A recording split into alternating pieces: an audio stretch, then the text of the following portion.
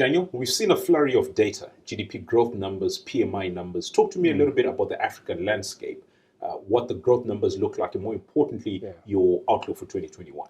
Well, look, we're entering pretty much the final quarter of the year, and so far, surprisingly, our economies seem to be recovering at a better pace than we'd initially anticipated. So what are we finding? Firstly, PMI numbers, forgive me, Neville, have fully rebounded. So irrespective of jurisdictions such as Zambia, which I think have been quite difficult and delicate, to say the least, during the course of this year, we've found that in Nigeria, Ghana, Kenya, most of these PMI numbers have bounced back quite beautifully. The second thing we've found is that second quarter GDP figures hasn't necessarily been as bad as we'd initially anticipated. Now, everyone had pretty much stated that growth would demise to whatever, -10 or -20% contraction across all these jurisdictions. It simply didn't. And so growth has actually managed to maintain. So we think for the final quarter of the year, we'll see that rebound coming in, albeit at a tepid pace, and then potentially going into 2021, a normal recovery, whatever normal is, given the circumstances, So obviously this has got massive ramifications for the fiscal space. I mean, we've seen a significant accumulation of debt from the likes of the IMF, World Bank, etc., to fight the COVID pandemic, or at least the effects thereof. What does the fiscal picture look like, again, as we enter 2021? So Neville, unfortunately, down is a little bit more concerning. So if you look at the key portfolio of countries that we actually cover, most of them are already in double-digit fiscal outlay for 2020, notwithstanding what will take place in 2021. I think what really informs this is the fact that revenue is completely undershot during the course of 2020. So we're working with about 10% to 20% decline in revenue compared to what they've been pretty much accustomed to. And then, given the stimulus that needed to be introduced to deal with both an economic crisis and a humanitarian one, it's meant that expenditure has had to increase. So, I mean, a budget balance that is 10%, 11%, 12%, that's slowly becoming the new normals. And the ironic thing is that the outliers are countries such as Ghana, which have budget balances that are considerably less than that. Those actually then become the countries to really monitor during the course of 2021. And Zambia, I mean, that's been headlining from a fiscal and debt perspective. Your thoughts on that one? Yeah, no, look, I mean, I saw the question coming.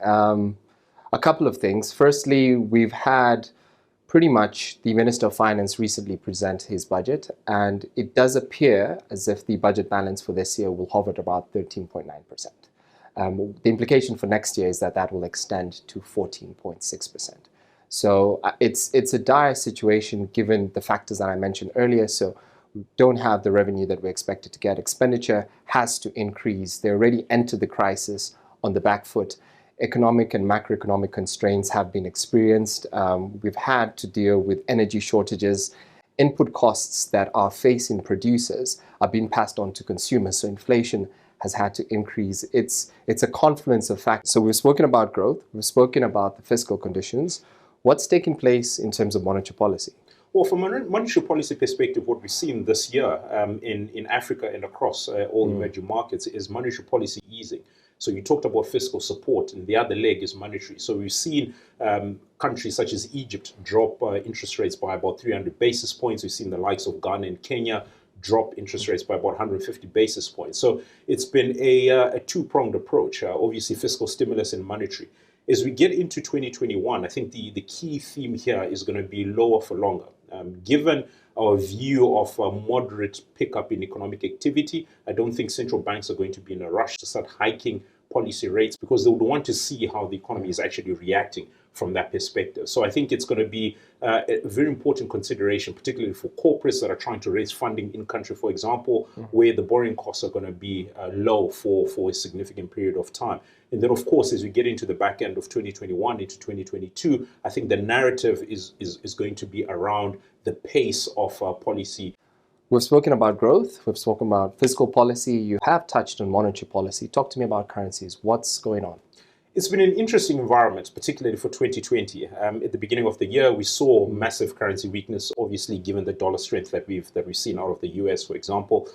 The second half, I think the depreciatory pressure has been less so, and I think what we've seen from central banks in terms of the borrowings that they've done, that's really shored up their FX reserves, allowing them to actually intervene within the markets a lot more aggressively.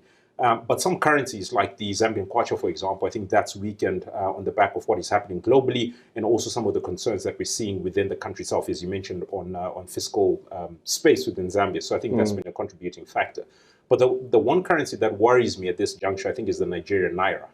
What we've seen, the economy being hit by both the COVID-19 related issues as well as low oil prices. So the issue there is currency shortages. We've seen the central bank trying to fill some of that demand for dollars, similar to what we saw sort of 2015, 2016. And I'm happy to report that we're starting to see some positive signs in terms of normalizing within the FX market. Of course, there's a long way to go.